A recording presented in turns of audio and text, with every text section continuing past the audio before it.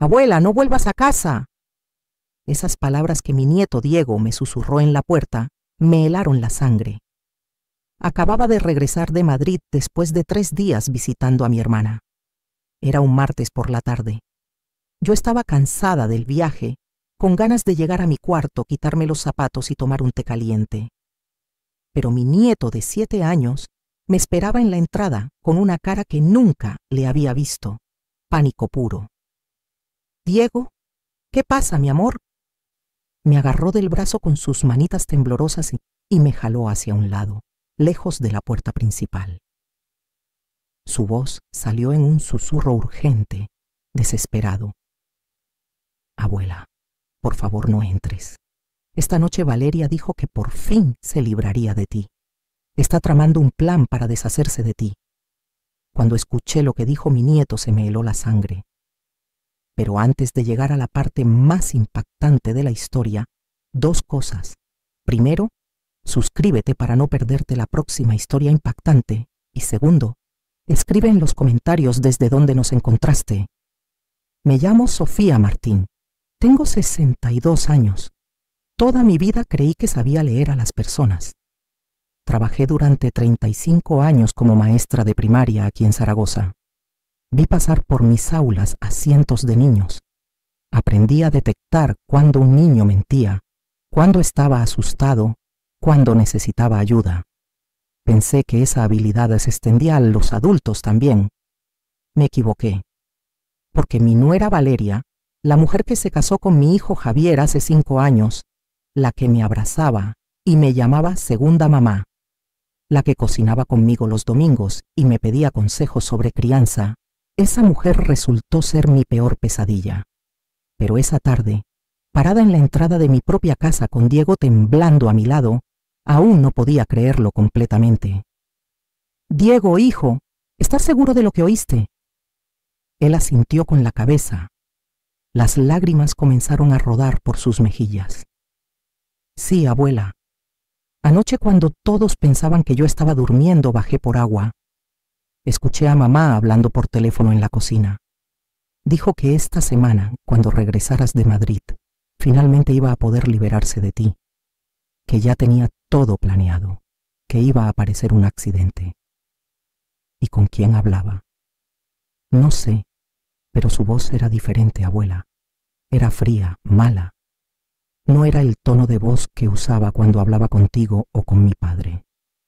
Esa descripción me hizo recordar algo. Recordé momentos en los últimos meses, pequeñas cosas que había ignorado o justificado. Valeria insistiendo en que yo tomara ciertas medicinas para mi presión. Valeria preparando mi té personalmente y molestándose si no me lo tomaba. Valeria preguntando obsesivamente sobre mi testamento, sobre mis propiedades, sobre mis cuentas bancarias.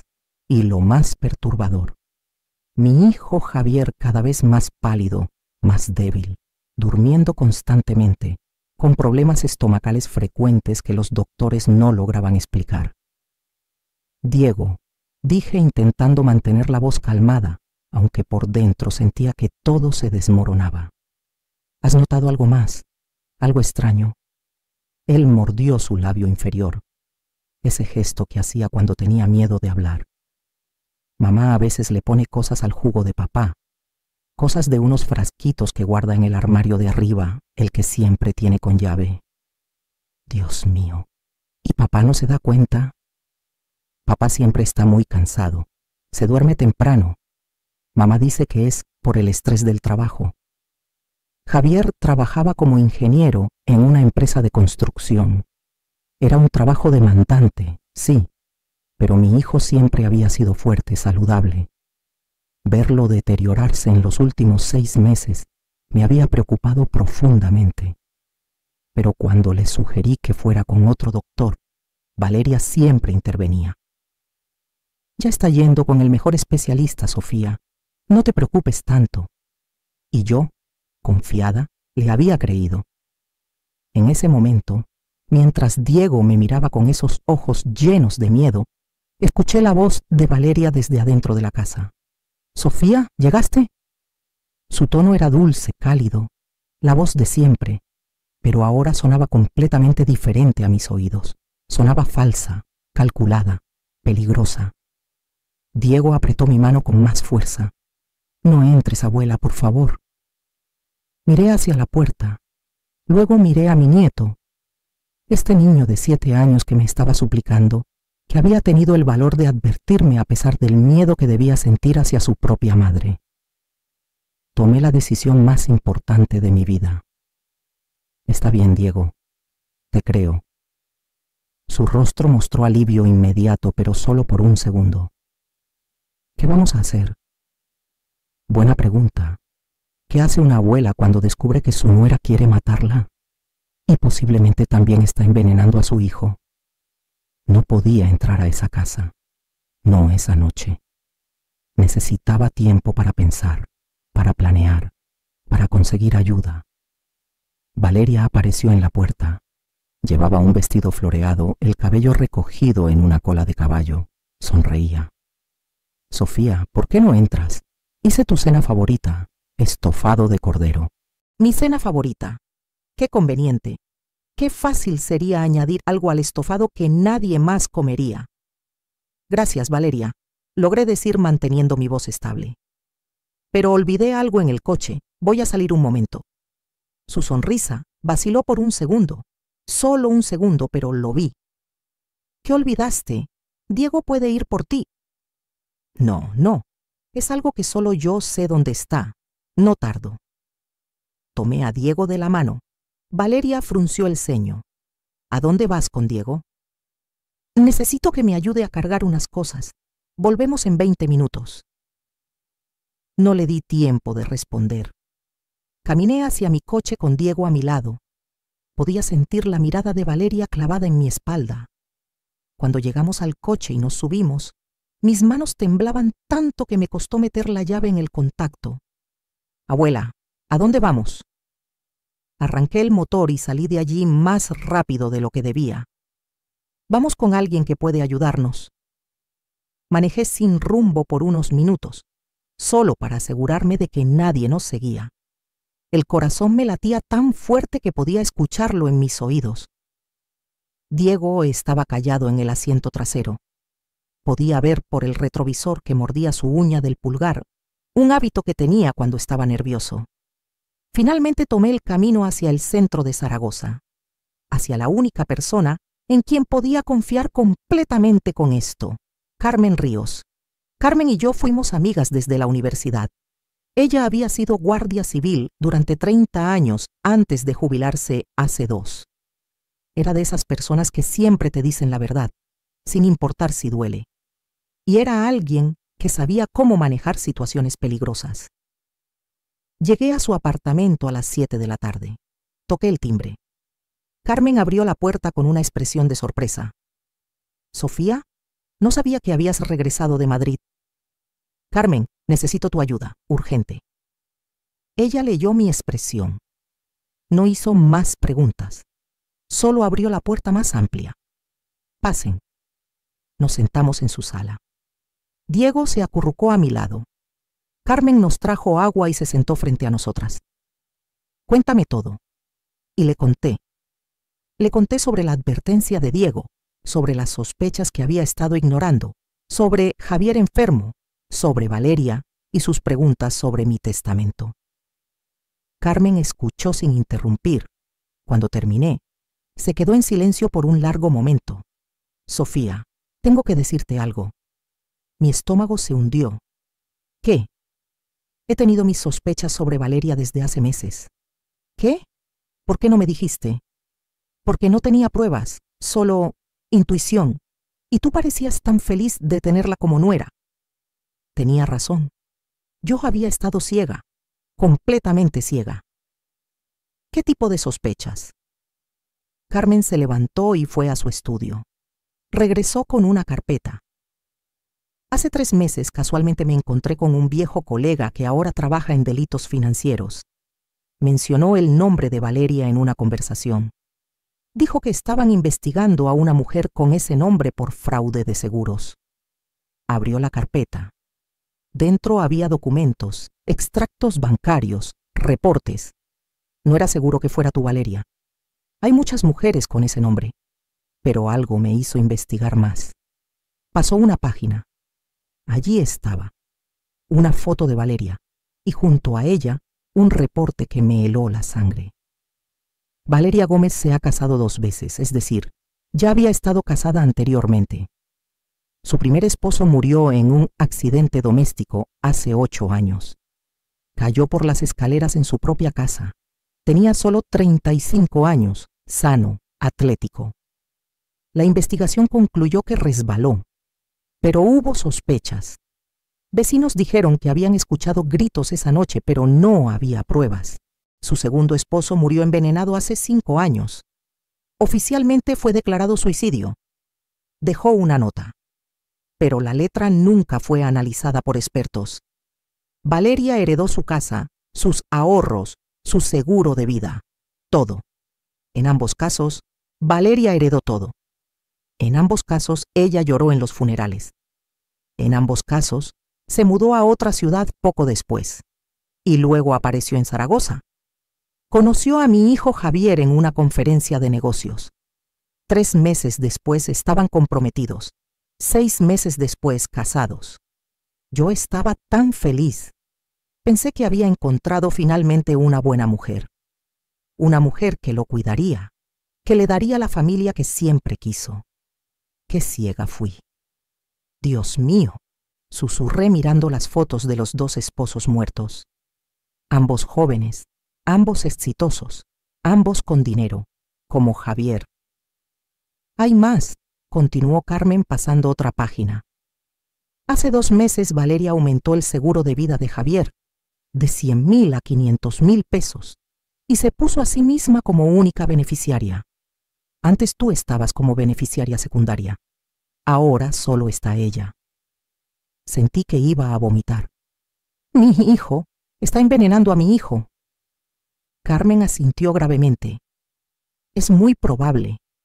Los síntomas que describes, cansancio extremo, problemas estomacales, pérdida de peso, dolores de cabeza constantes, náuseas por las mañanas, todo eso es consistente con envenenamiento por arsénico.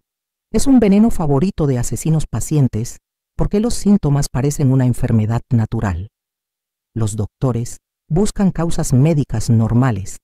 Rara vez sospechan envenenamiento a menos que alguien lo sugiera.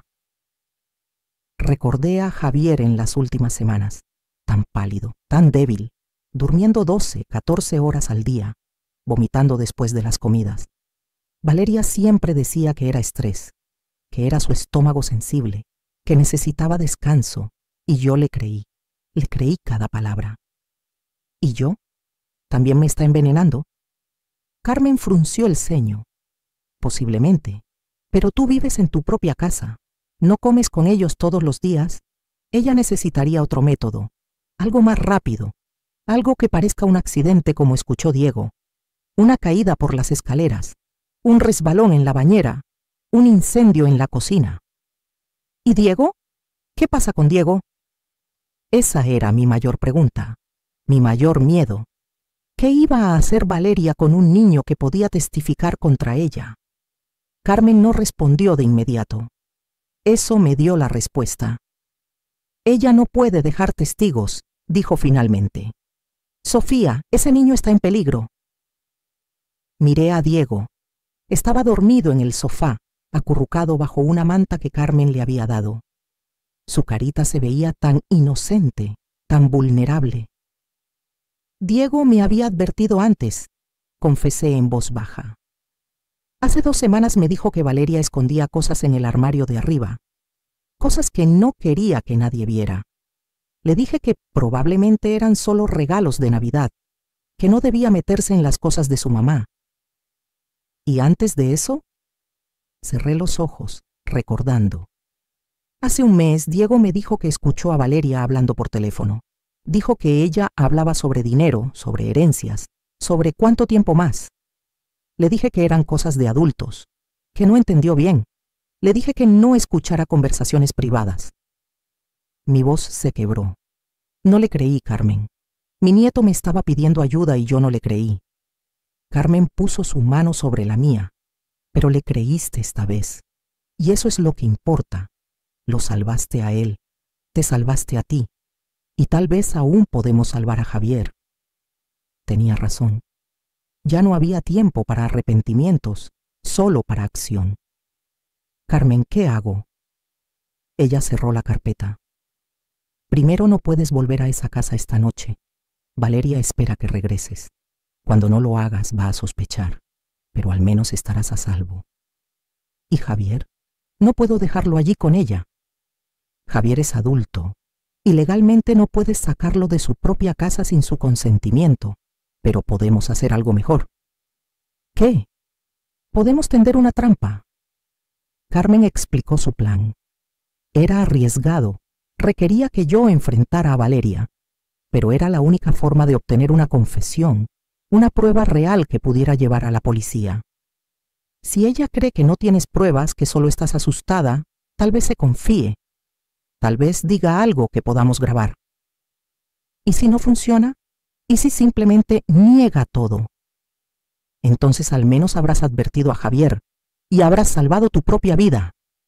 No era un plan perfecto, pero era todo lo que teníamos. Esa noche, Diego y yo nos quedamos en el apartamento de Carmen. Ella preparó el cuarto de visitas. Diego se durmió rápido, exhausto del miedo y la tensión. Yo me quedé despierta mirando el techo. Pensaba en Valeria, en cómo la había acogido como hija, en cómo había confiado en ella completamente. En todas las veces que comí lo que ella cocinaba, tomé el té que me preparaba, creí cada palabra que salía de su boca. ¿Cuántas veces estuvo cerca de matarme y yo ni siquiera lo supe? Mi teléfono vibró. Era un mensaje de Valeria. Sofía, ¿dónde estás? Javier está preocupado. ¿Por qué te llevaste a Diego? Mentira. Javier probablemente estaba dormido, drogado con lo que fuera que ella le estaba dando. No respondí. Dejé que se preocupara. Dejé que se preguntara qué estaba pasando. A la mañana siguiente, Carmen me despertó temprano. Es hora. Me había conseguido un dispositivo pequeño de última generación, un micrófono inalámbrico profesional que se podía esconder fácilmente en la ropa sin ser detectado. La policía lo usaba regularmente para operaciones encubiertas, delicadas y peligrosas. Un amigo de mis años en la Guardia Civil me debe un favor grande, explicó con seriedad. Te lo prestó sin hacer preguntas incómodas. Me lo coloqué bajo la blusa. Carmen llamó a su contacto en la policía, un detective llamado Inspector Ruiz. Le explicó la situación. Él aceptó escuchar la grabación si lográbamos obtener algo incriminatorio. Llama a Valeria, instruyó Carmen. Dile que quieres hablar con ella, a solas, en un lugar público. Marqué el número de Valeria con manos temblorosas. Contestó al segundo timbre. Sofía, ¿dónde has estado? Estuve llamándote toda la noche. Su voz sonaba preocupada, perfectamente preocupada, como una nuera que se preocupa por su suegra. Necesito hablar contigo, Valeria, a solas. Hubo una pausa. ¿Sobre qué? Es importante. ¿Puedes encontrarte conmigo en el Café Central? A las 10. Otra pausa más larga. ¿Por qué allí? ¿Por qué no en casa? Porque necesito que esta conversación sea privada. Sin Javier. Sin Diego. Está bien, dijo finalmente. Su voz había cambiado sutilmente. Ya no sonaba preocupada, sonaba cautelosa. Estaré allí. Colgué. Carmen me miró. Lo hiciste bien. Ahora viene la parte difícil. El Café Central estaba en el corazón de Zaragoza. Era un lugar que Valeria y yo habíamos visitado juntas muchas veces. Un lugar donde habíamos tomado café y hablado de cosas triviales. Qué irónico que ahora fuera el escenario de una confrontación que podría terminar con ella en prisión. Llegué 15 minutos antes. Carmen estaba en una mesa al fondo, disfrazada con lentes oscuros y un sombrero. El inspector Ruiz estaba en un coche afuera, escuchando todo a través del micrófono. A las 10 en punto, Valeria llegó. Se veía perfecta como siempre. Jeans ajustados, blusa blanca, cabello brillante cayendo sobre sus hombros, sonrisa en el rostro, pero cuando se acercó a mi mesa, vi algo en sus ojos, algo frío, calculador.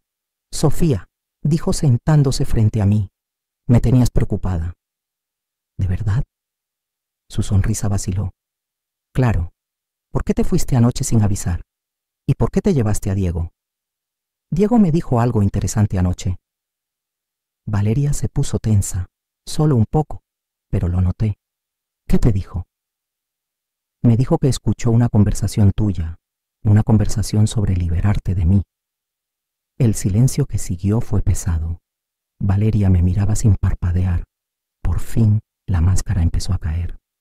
Diego es un niño. Los niños imaginan cosas. ¿Estás diciendo que mi nieto es un mentiroso?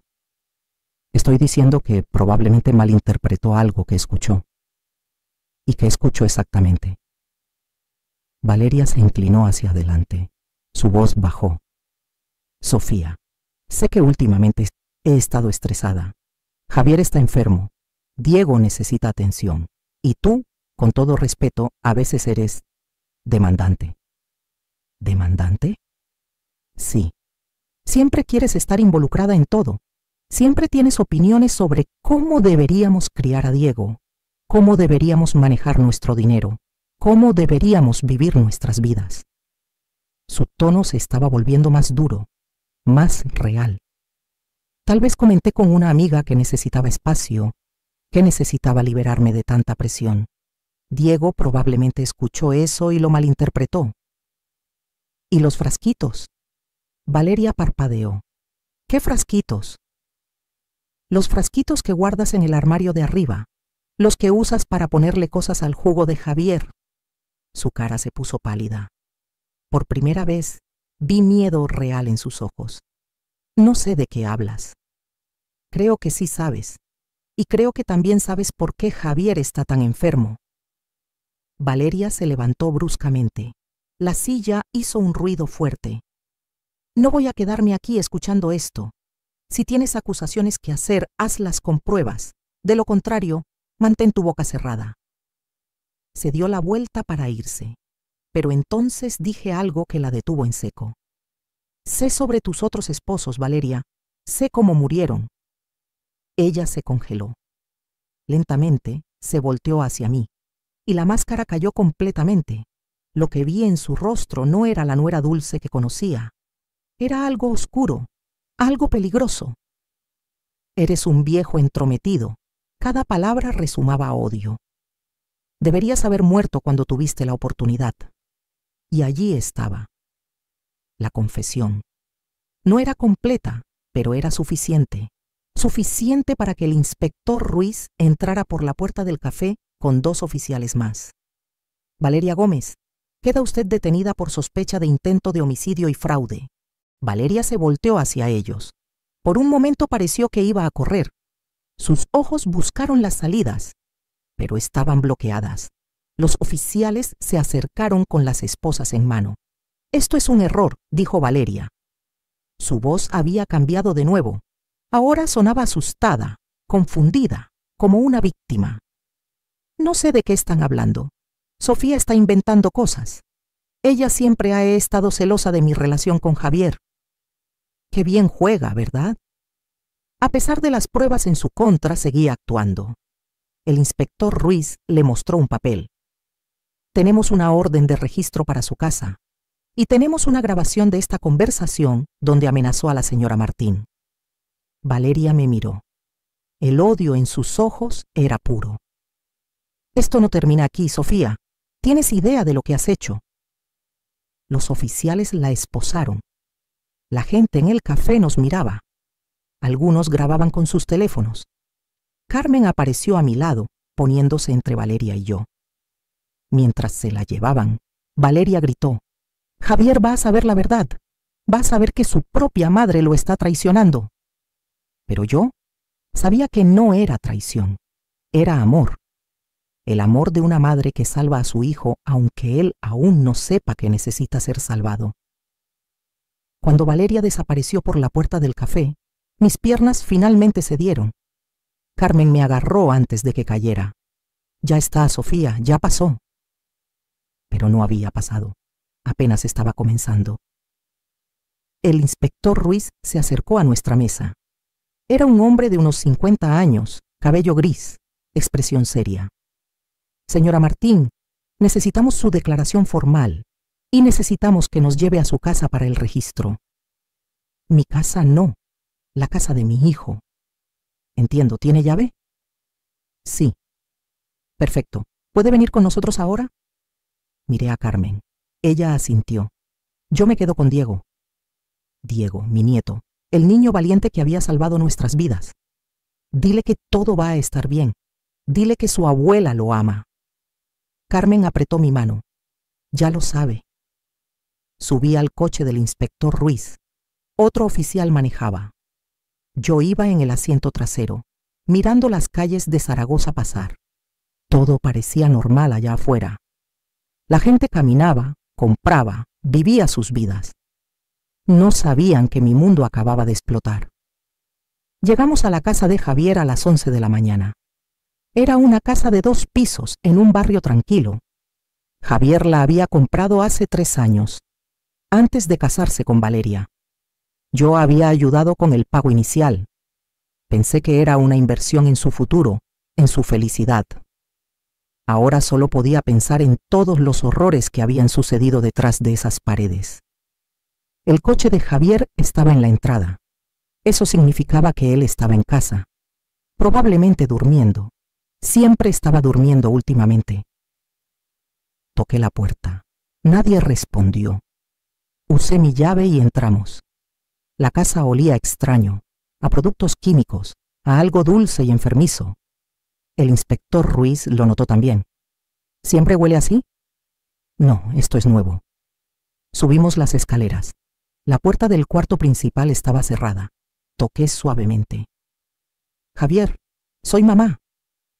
Escuché un gemido desde adentro. Abrí la puerta. Mi hijo estaba en la cama. Se veía terrible, pálido como un muerto, sudando, temblando. Cuando abrió los ojos, apenas pudo enfocarme. Mamá, ¿qué haces aquí? ¿Dónde está Valeria? Me acerqué a él. Le tomé la mano, estaba helada. Javier, hijo, necesito que me escuches. Valeria ha sido arrestada. ¿Qué? ¿Por qué? Porque te ha estado envenenando. Vi en su cara que no me creía, que pensaba que yo estaba loca. Pero el inspector Ruiz se acercó. Señor Martín, soy el inspector Ruiz. Su madre tiene razón. Tenemos evidencia de que su esposa ha estado administrándole veneno. Necesitamos llevarlo al hospital inmediatamente. Javier intentó sentarse, pero no pudo. Se desplomó de vuelta en la cama. No puede ser. Valeria me ama, ella me cuida. Ella lo está matando, dije con la voz quebrada. Por el dinero del seguro, por la herencia, como hizo con sus otros 2 esposos. ¿Qué otros esposos? No tuve tiempo de explicar. El inspector Ruiz llamó a una ambulancia. Mientras esperábamos, él y los otros oficiales comenzaron a registrar la casa. Yo me quedé con Javier, lo sostuve. Le acaricié el cabello como cuando era niño y estaba enfermo. Va a estar bien, hijo, te lo prometo. Pero no sabía si era verdad. No sabía cuánto veneno había en su sistema. No sabía si habíamos llegado a tiempo. La ambulancia llegó en 10 minutos. Los paramédicos revisaron a Javier. Su presión estaba peligrosamente baja. Su corazón latía demasiado lento. Lo pusieron en una camilla y lo bajaron. Antes de que se lo llevaran, Javier me agarró la mano. Diego, ¿dónde está Diego? Está a salvo, está con una amiga mía. No dejes que Valeria se le acerque. No lo haré, te lo juro. Se lo llevaron. Yo me quedé parada en medio de la sala, viendo la ambulancia alejarse. El inspector Ruiz apareció a mi lado. Señora Martín, encontramos algo que necesita ver. Me llevó arriba, al cuarto que Valeria usaba como oficina. Sobre el escritorio había una computadora encendida. En la pantalla había un documento abierto. Era un seguro de vida, el de Javier, aumentado a 500,000 pesos. Beneficiaria, Valeria Gómez. Pero eso no era todo. había otro documento, un testamento, el testamento de Javier, firmado hace 2 meses. En él dejaba todo a Valeria. La casa, sus ahorros, su parte de la empresa familiar, todo. Este testamento, dijo el inspector Ruiz. ¿Su hijo lo hizo voluntariamente? Miré la firma. Era la firma de Javier, pero algo no estaba bien. Las letras temblaban, como si hubiera estado muy débil cuando firmó, o muy drogado. No lo sé, pero mi hijo nunca me mencionó que había hecho un testamento. Entonces posiblemente fue coaccionado o manipulado. Otro oficial apareció en la puerta. Inspector, encontramos el armario. Seguimos al oficial al cuarto principal. En la esquina había un armario alto. Estaba cerrado con candado. El oficial lo había forzado. Dentro había frascos, muchos frascos, con etiquetas médicas, algunos vacíos, otros llenos de líquido claro. El inspector Ruiz tomó uno con guantes. Leyó la etiqueta. Arsénico trióxido, uso exterminio de plagas. Mi estómago se revolvió. Allí estaba, la prueba física, el veneno que Valeria había estado usando para matar lentamente a mi hijo. Hay más, continuó el oficial. Sacó una caja de zapatos del fondo del armario. Dentro había documentos, recortes de periódicos sobre los 2 esposos anteriores de Valeria, fotos de ellos y algo más. Un cuaderno. El inspector Ruiz lo abrió. Era un diario, escrito a mano por Valeria. Empezó a leer en voz alta. 15 de marzo. Javier está empezando a mostrar síntomas. Bueno, necesito acelerar el proceso. 2 meses más a lo mucho. Pasó la página. 3 de abril. La vieja Sofía sospecha algo. Preguntó por qué Javier está tan cansado. Le dije que es estrés laboral. Compró la mentira. Es tan ingenua. Cada palabra era un cuchillo. Valeria había documentado todo. Su plan, sus pensamientos, su desprecio por nosotros. 20 de mayo. Aumenté la dosis. Javier vomitó esta mañana. Le dije que era gripe estomacal. Diego me vio poner el veneno en el jugo. Tuve que decirle que eran vitaminas. El niño es demasiado observador. Podría ser un problema. Diego. Mi nieto. Ella había pensado en hacerle daño a Diego. El inspector Ruiz cerró el cuaderno. Esto es evidencia suficiente para condena. Documentó cada paso de su plan. ¿Por qué lo escribió? ¿Por qué dejar evidencia? Arrogancia. Muchos criminales lo hacen. Creen que son demasiado inteligentes para ser atrapados. Quieren un registro de su crimen perfecto.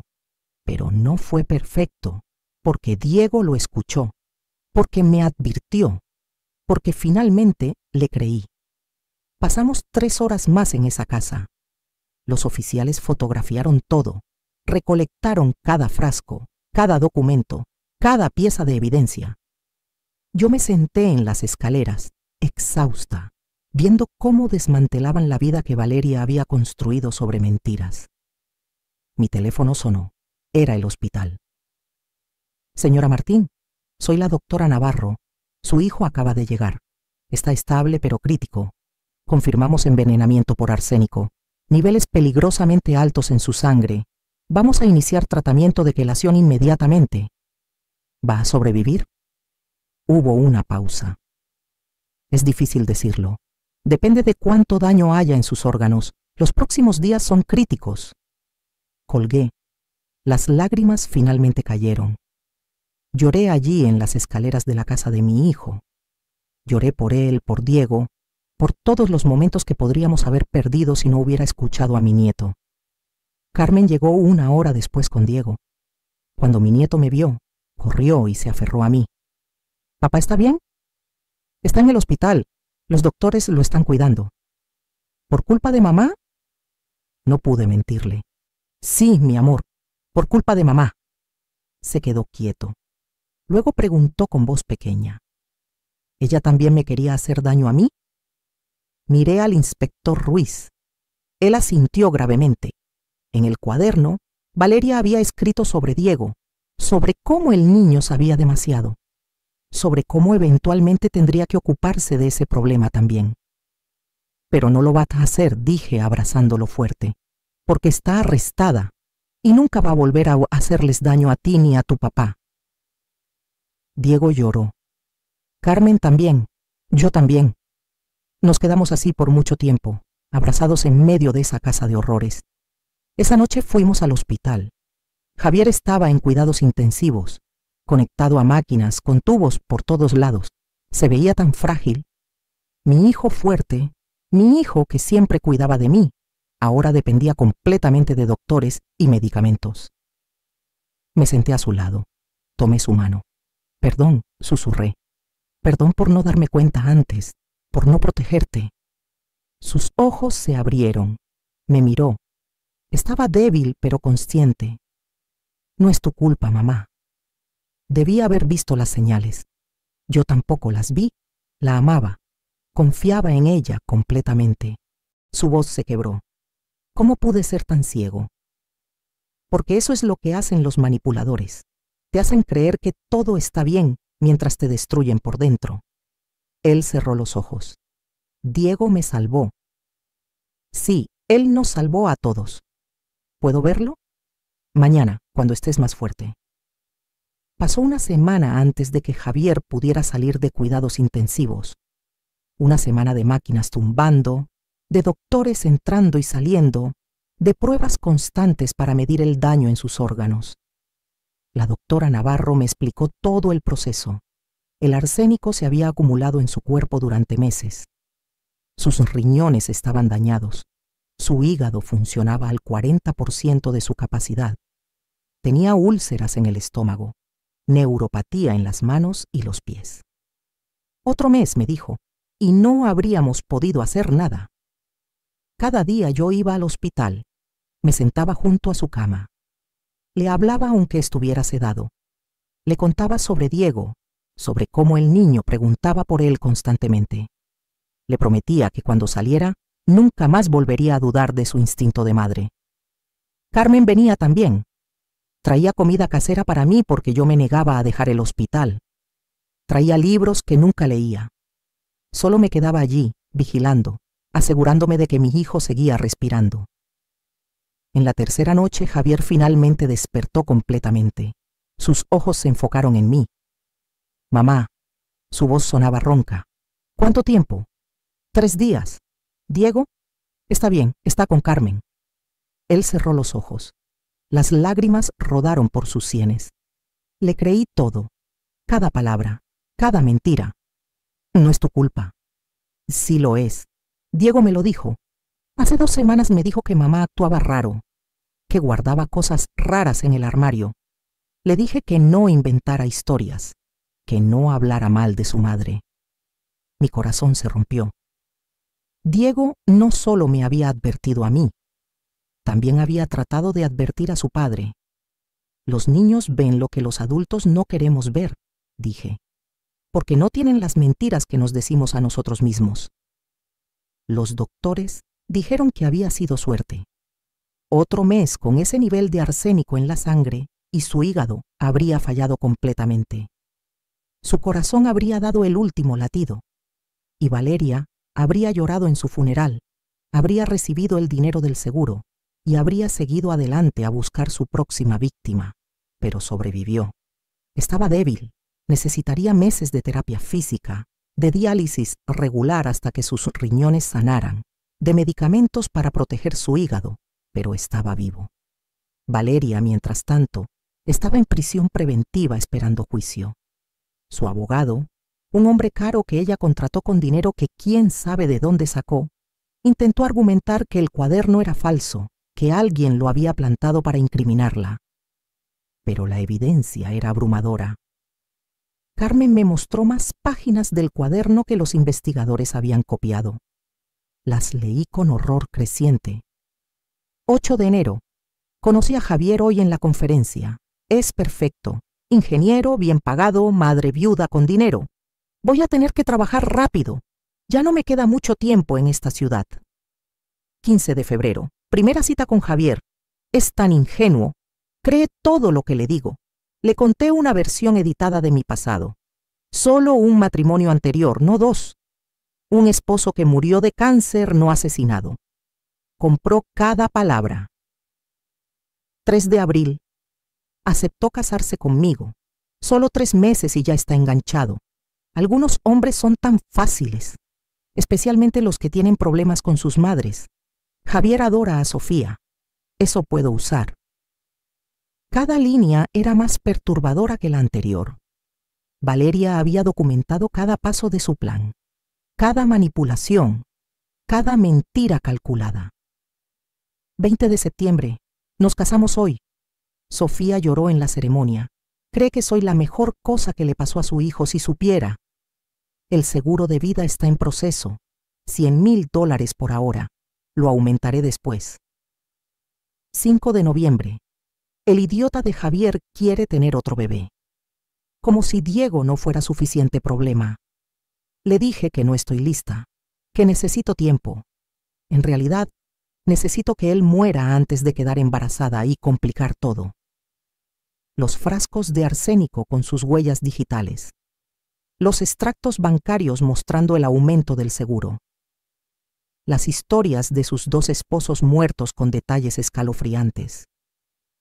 Los testimonios de vecinos que habían escuchado gritos, que habían visto cosas extrañas, que habían tenido sospechas pero nunca hablaron. Y mi grabación. La grabación donde amenazó mi vida diciéndome que debería haber muerto cuando tuve la oportunidad. El juicio fue programado para 2 meses después. Carmen me ayudó a conseguir un buen abogado para representar a Javier y a mí como víctimas. Un hombre llamado licenciado Morales que tenía reputación de ser implacable con criminales violentos. Diego fue a terapia. Al principio no quería hablar. Luego comenzó a abrirse. La terapeuta dijo que tenía trauma pero era resiliente.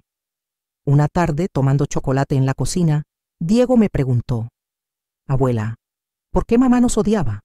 No te odiaba a ti, mi amor. Ella se odiaba a sí misma. Y cuando alguien se odia tanto, lastima a quienes están cerca». ¿Por qué quería matarlos? Por dinero, porque pensó que eso la haría feliz. ¿Y la hizo feliz? No. La gente que hace cosas malas nunca es realmente feliz. Yo te salvé, ¿verdad? Lo abracé fuerte. Nos salvaste a todos.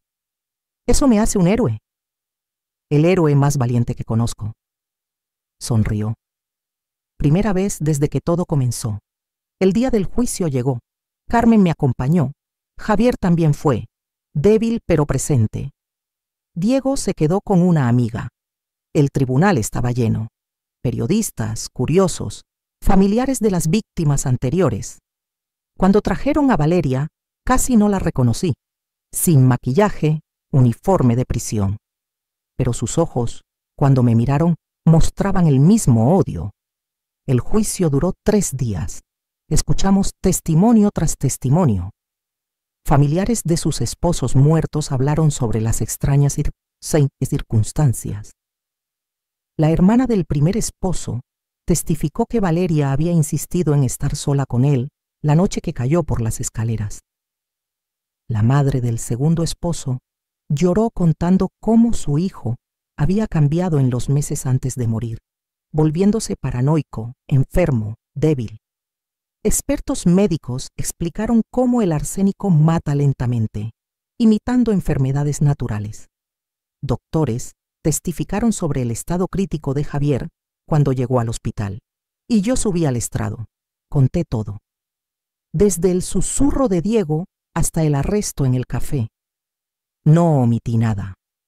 Cuando terminé, el abogado de Valeria intentó desacreditarme. «Señora Martín, ¿no es verdad que usted nunca aceptó a mi clienta, que siempre estuvo celosa de su relación con su hijo?» «No es verdad.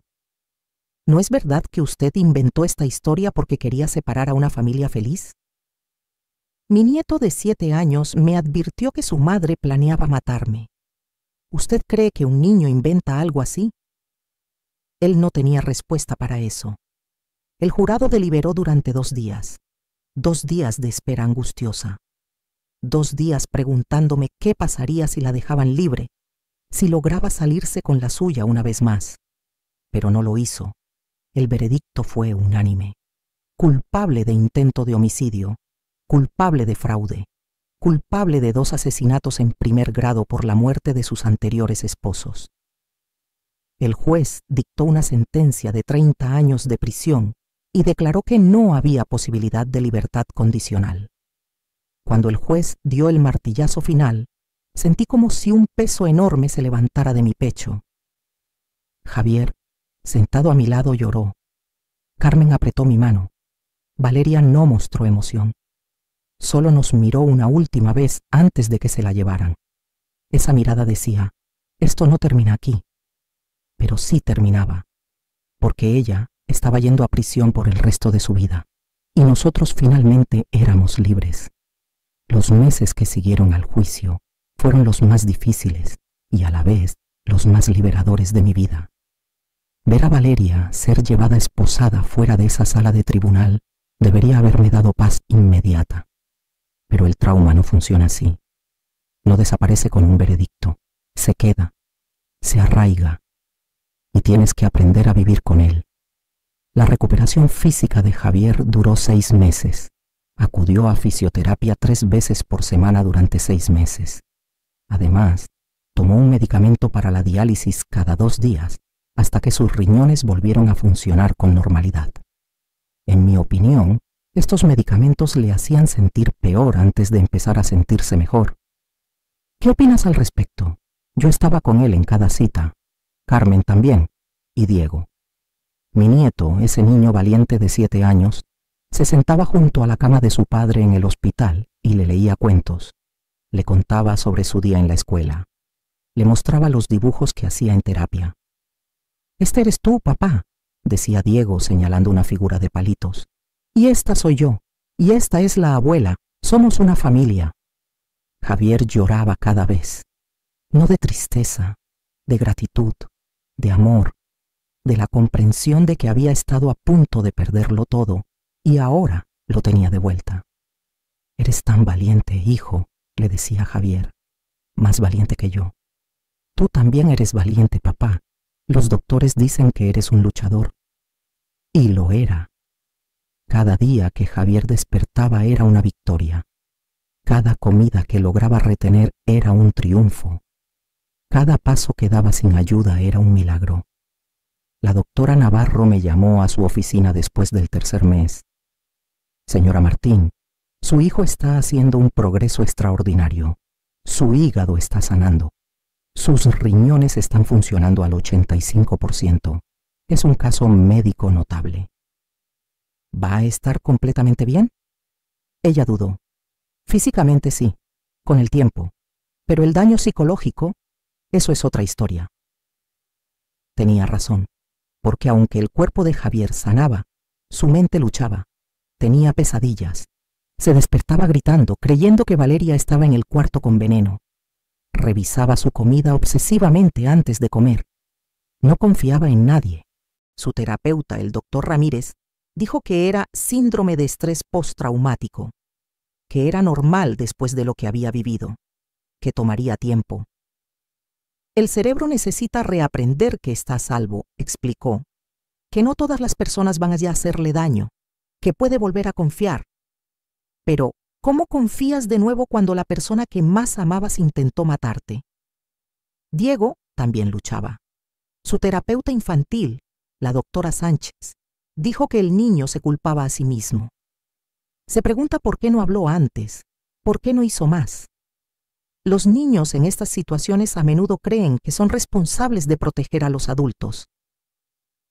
Una noche, 2 meses después del juicio, encontré a Diego llorando en su cuarto. Me senté junto a él en la cama. «¿Qué pasa, mi amor?». «Es mi culpa que papá casi muriera». Mi corazón se rompió. «¿Por qué dices eso?». «Porque vi a mamá poner cosas en su jugo. Vi los frascos. Escuché conversaciones. Si hubiera dicho algo antes, papá no se habría enfermado tanto». Lo jalé hacia un abrazo apretado. «Diego, escúchame. Nada de esto es tu culpa, nada. Tú eres un niño. Los adultos somos los que debemos protegerte a ti, no al revés. Y cuando finalmente hablaste, nos salvaste. a todos. Eres un héroe. Pero papá estuvo tan enfermo. Y ahora está mejor, gracias a ti. Si no me hubieras advertido esa tarde, yo habría comido la cena que Valeria preparó. Probablemente habría muerto. Y luego ella habría seguido envenenando a tu papá hasta que él también muriera. Tú nos salvaste. Él sollozó en mi hombro. Lo sostuve hasta que se quedó dormido. Y me quedé despierta toda la noche pensando en el peso que ese niño pequeño había cargado. Un peso que ningún niño debería cargar. A veces la vida te pone en situaciones donde tienes que elegir entre el bien y el mal. Y a veces esa elección te la da un niño de 7 años, que tiene más valor que la mayoría de los adultos. 4 meses después del juicio, llegó la primera carta. Era de la prisión, del Centro Penitenciario de Zaragoza. Remitente, Valeria Gómez. La sostuve en mis manos temblando. Carmen estaba conmigo. No tienes que abrirla, dijo. Puedes quemarla ahora mismo. Pero algo en mí necesitaba saber. Necesitaba leer lo que tenía que decir. La abrí. Querida Sofía, sé que probablemente me odias. No te culpo. Pero necesito que entiendas algo. Yo no soy un monstruo. Soy una sobreviviente. Toda mi vida he tenido que pelear por lo que necesito. Nadie me dio nada. Nadie me cuidó. Aprendí que en este mundo tomas o te toman. Javier tenía todo, dinero, familia, seguridad. Yo no tenía nada. Era tan malo querer eso para mí. Era tan malo hacer lo necesario para sobrevivir. Sé que no me vas a perdonar, pero algún día, cuando estés sola y vieja, vas a entender. Vas a entender que a veces tienes que hacer cosas terribles para sobrevivir. Con respeto, Valeria. Leí la carta 3 veces. Cada vez me enojaba más. No había disculpa, no había arrepentimiento, solo justificaciones, solo excusas. Ella todavía no entiende, dije a Carmen. Todavía cree que lo que hizo estaba bien. Los sociópatas nunca entienden, no tienen esa capacidad.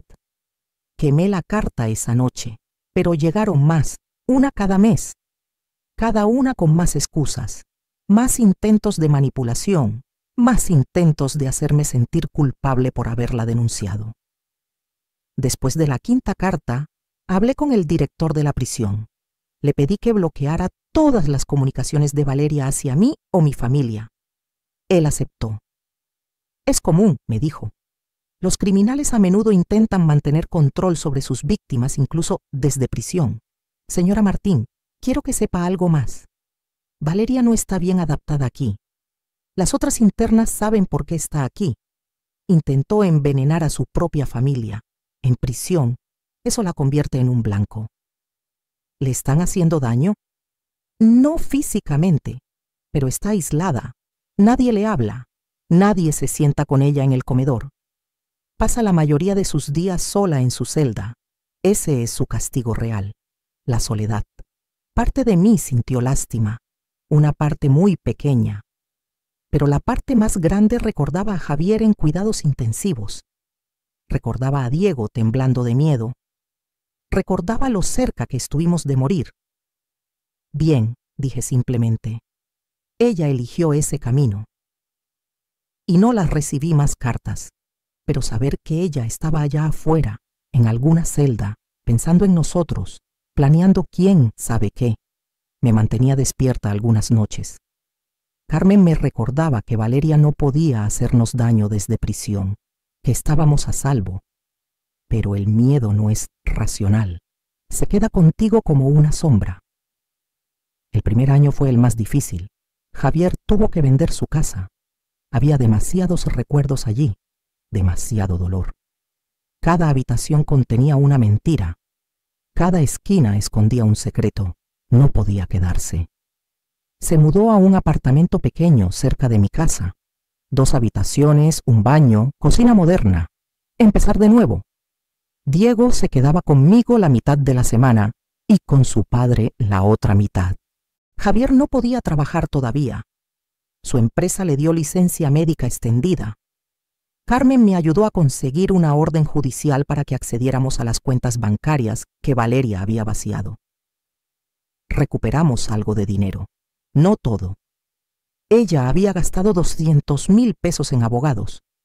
Otro tanto en gastos misteriosos que nunca logramos rastrear. Pero recuperamos 150,000 pesos. Fue suficiente para que Javier pudiera mantenerse mientras se recuperaba. Diego volvió a la escuela, pero con dificultad tremenda. Los otros niños sabían lo que había pasado. La historia había salido en las noticias, en los periódicos, en Internet. El nombre de Diego estaba en todas partes. «Tu mamá es una asesina», le dijeron en el recreo. «Tu mamá está en la cárcel». «Mi mamá mató a 2 personas y casi mata a tu papá», se burlaban. «¿Eres un asesino tú también?». Diego llegaba a casa llorando casi todos los días. Su maestra trataba de ayudar, pero no era suficiente. Los niños pueden ser increíblemente crueles cuando no entienden. Javier y yo fuimos a hablar con la directora 3 veces. Ella implementó una política de tolerancia cero para el bullying. Castigó a los niños que molestaban a Diego, pero el daño ya estaba hecho. Diego se volvió más callado, más retraído. Dejó de comer su almuerzo porque tenía miedo de sentarse en la cafetería. Su terapeuta, la doctora Sánchez, sugirió cambiarlo de escuela después de solo 2 meses. Diego necesita un nuevo comienzo, un lugar donde nadie sepa su historia, donde pueda ser solo un niño normal de 8 años. Así que lo hicimos. Lo inscribimos en una escuela privada pequeña al otro lado de la ciudad. Colegio San Miguel. Un lugar donde nadie sabía su historia, donde podía ser solo Diego, un niño normal que jugaba fútbol y hacía la tarea y se preocupaba por cosas normales de niños. Funcionó perfectamente. Poco a poco, durante semanas y meses, Diego comenzó a sonreír de nuevo. Hizo amigos nuevos que lo aceptaban.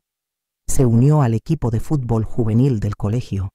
Empezó a traer calificaciones excelentes a casa cada viernes. «Mira, abuela», me decía mostrándome un examen con 10. «Saqué la mejor nota de la clase». «Estoy tan orgullosa de ti, mi amor». Y lo estaba. Orgullosa de su resiliencia, de su fuerza, de cómo había sobrevivido a algo que habría destruido a muchos adultos. En el 2.º año, las cosas empezaron a mejorar significativamente. Javier regresó al trabajo, solo medio tiempo al principio, lunes, miércoles y viernes, 4 horas al día. Pero era un paso enorme. Se sentía útil de nuevo, productivo, como un ser humano completo. Conoció a alguien, una mujer llamada Patricia que trabajaba en recursos humanos de su empresa. Tenía 38 años, divorciada, sin hijos. Ella sabía su historia. Todo el mundo en la empresa lo sabía. Los periódicos habían cubierto el caso extensamente, pero no le importó. «Todos tenemos un pasado», me dijo cuando Javier me la presentó en mi casa un domingo. «Lo que importa es cómo seguimos adelante, y Javier está siguiendo adelante con valentía». Me cayó bien inmediatamente. Había algo genuino en ella, algo real. No fingía, no actuaba, solo era ella misma. Honesta, directa, era buena con Diego, paciente, nunca intentó reemplazar a Valeria como madre, solo era amable, presente. Y Diego respondió bien. «Me agrada Patricia», me dijo una noche. «No intenta fingir que todo está bien, solo es real». Y eso era exactamente lo que mi familia necesitaba. Gente real, gente honesta. Gente que no escondía secretos oscuros detrás de sonrisas perfectas. Yo también comencé a sanar profundamente. Carmen y yo empezamos un grupo de apoyo para familias de víctimas de violencia doméstica. Nos reuníamos cada martes por la noche en el Centro Comunitario de Zaragoza. Un edificio viejo pero acogedor, con salones luminosos y café gratis para todos los asistentes. Escuchaba historias similares a la mía. Mujeres que no vieron las señales, hombres que confiaron ciegamente, familias destruidas por secretos y mentiras. «Mi esposo parecía perfecto», decía una mujer, «pero me estaba robando cada centavo». Mi hija se casó con un hombre que la aislaba de todos nosotros, decía otra. No nos dimos cuenta hasta que fue demasiado tarde. Compartíamos nuestro dolor, nuestras lecciones, nuestras esperanzas. Y algo hermoso sucedía en ese salón cada martes. Sanábamos, juntas, juntos. Una noche, después de una reunión particularmente emotiva, una mujer joven se me acercó. Señora Martín, su historia me dio esperanza. Mi situación es diferente pero similar. Y escuchar que usted sobrevivió, que su familia sobrevivió, me hace creer que yo también puedo. La abracé. Lloramos juntas y entendí que todo lo que habíamos pasado, todo el dolor, todo el miedo, había servido para algo. Estábamos ayudando a otros a salir de sus propias pesadillas. En el tercer año, Javier se casó con Patricia. Fue una boda pequeña, íntima, hermosa. Solo familia cercana y algunos amigos verdaderos. Diego fue el padrino orgulloso. Llevaba un traje pequeño y se veía tan guapo, tan maduro para sus 10 años. Durante la ceremonia, cuando le preguntaron a Javier si aceptaba a Patricia como esposa, él lloró. No de tristeza, de gratitud, de segunda oportunidad, de amor verdadero después de tanto odio. Acepto, dijo con voz firme, con todo mi corazón. Y bailé con mi nieto en la recepción. Bailamos y reímos y por primera vez en años sentí que las cosas estaban realmente bien, que habíamos sobrevivido, que éramos más fuertes. Abuela, me dijo Diego mientras bailábamos, ¿crees que mamá está triste en la cárcel? La pregunta me tomó por sorpresa. Probablemente. ¿Crees que se arrepiente? No lo sé, mi amor. Algunas personas nunca se arrepienten. ¿Tú la perdonaste? Me detuve. Lo miré a los ojos. Esos ojos sabios que habían visto demasiado. No sé si la he perdonado, pero he dejado de cargar con ese odio. Y eso es suficiente por ahora. Él asintió como si entendiera perfectamente, y tal vez lo hacía. Tal vez ese niño entendía cosas que muchos adultos nunca entienden. El cuarto año trajo más cambios. Javier y Patricia compraron una casa, no muy grande, no muy lujosa, pero era suya, construida sobre verdad, no sobre mentiras. Diego tenía su propio cuarto allí. Lo decoró con pósters de sus jugadores de fútbol favoritos. Tenía una biblioteca completa de libros de ciencia. Quería ser ingeniero como su papá, o tal vez doctor. Todavía no decidía. Yo seguía dando mis clases de apoyo. Seguía escuchando historias. Seguía ayudando donde podía. Carmen y yo nos volvimos inseparables. Más que amigas, hermanas. Salvaste mi vida, le dije una noche tomando café en su cocina. Tú habrías hecho lo mismo por mí. Lo habría hecho, pero espero nunca tener que hacerlo. Ella sonrió. La vida es extraña, ¿verdad? Hace 5 años pensabas que lo tenías todo. Una familia perfecta, una nuera perfecta, y resultó ser todo mentira. Pero ahora, 5 años después, tienes algo real, algo verdadero. Tenía razón. Lo que tenía ahora era mejor que cualquier ilusión que había tenido antes. Hoy se cumplen 5 años desde aquella tarde cuando Diego me susurró: abuela, no vuelvas a casa. 5 años desde que mi mundo se derrumbó y tuve que reconstruirlo desde cero. Diego tiene 12 años ahora. Ya no es ese niño pequeño asustado. Es alto, casi de mi altura. Juega fútbol 3 veces por semana. Saca las mejores notas de su clase. Tiene amigos, tiene sueños, tiene futuro. Esta mañana vino a mi casa para desayunar temprano, como hace todos los sábados sin falta. Le preparé sus favoritos tradicionales, churros calientes con chocolate espeso. Abuela, me dijo mientras comía con apetito saludable. En la escuela nos pidieron escribir sobre nuestro héroe favorito. ¿Y sobre quién escribiste? Sobre ti. Me detuve. Las lágrimas llenaron mis ojos. ¿Por qué? Porque cuando todos creían que todo estaba bien, tú me creíste. Cuando nadie más me escuchaba, tú lo hiciste. Me salvaste, abuela. Y luego salvamos a papá juntos. Lo abracé. Este niño, este héroe que no se veía a sí mismo como tal. Tú fuiste quien habló, Diego. Tú fuiste quien tuvo el valor. Pero tú fuiste quien actuó. Nos quedamos así por un largo momento, abuela y nieto, sobrevivientes, vencedores. Más tarde ese día, fui al centro comunitario para mi reunión del martes. Había una mujer nueva sentada nerviosa al fondo. Joven, tal vez 30 años exactos, se veía asustada, completamente perdida. Me senté a su lado. Primera vez aquí, le dije suavemente. Ella asintió. No sé si debería estar aquí. Mi situación no es tan mala como las de ustedes. Todas las situaciones son válidas. Si sientes que necesitas ayuda, entonces la necesitas. Ella empezó a llorar.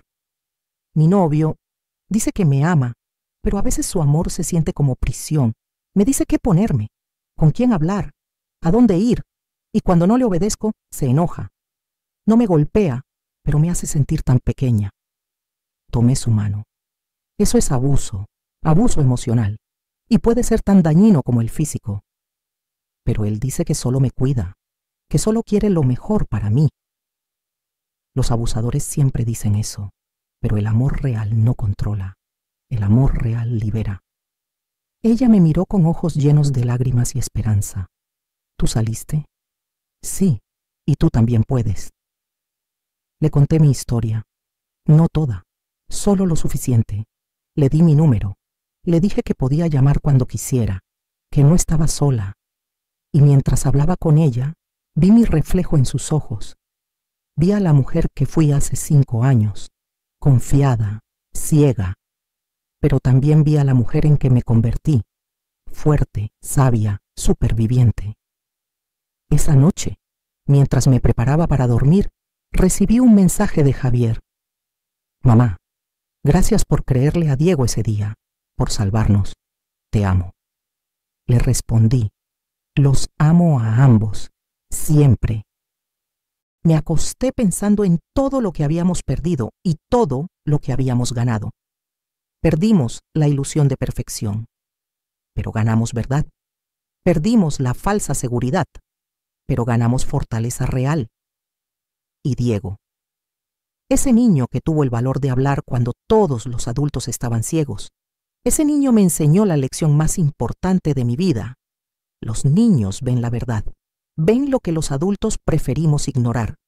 Y cuando un niño habla, cuando un niño te advierte, créele, siempre créele. Porque esa noche, cuando Diego me susurró, abuela, no vuelvas a casa, me salvó la vida. Y me dio la oportunidad de salvar la suya y la de su padre. Ahora, si esta historia te llegó al corazón, haz clic en suscribirte. Dime en los comentarios qué parte te impactó más. Y si conoces a alguien que necesita escuchar esto, compártelo.